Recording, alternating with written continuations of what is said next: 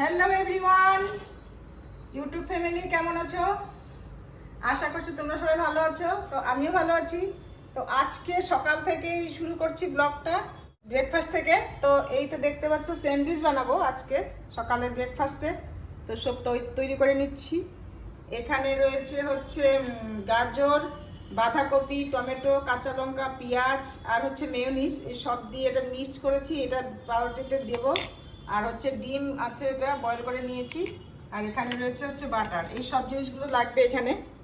তো ঠিক আছে, বানিয়ে নিই, আবার আসবো তোমাদের সামনে। তো এই তো চলে এসেছি আবার স্নান টান সেরে তোমাদের সামনে।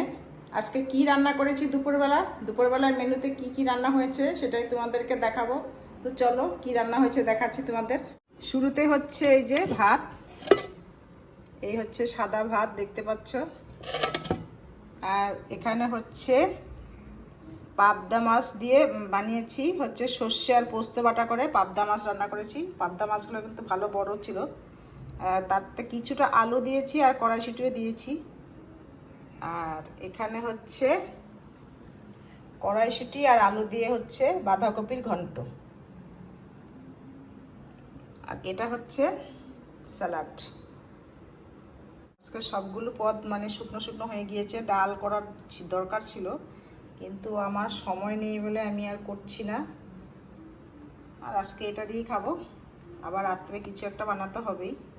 তো আজকের মতন ভিডিওটা এখানেই শেষ করছি, আবার দেখা হবে নেক্সট ভিডিওতে। তো সবাই ভালো থাকবে, টাটা।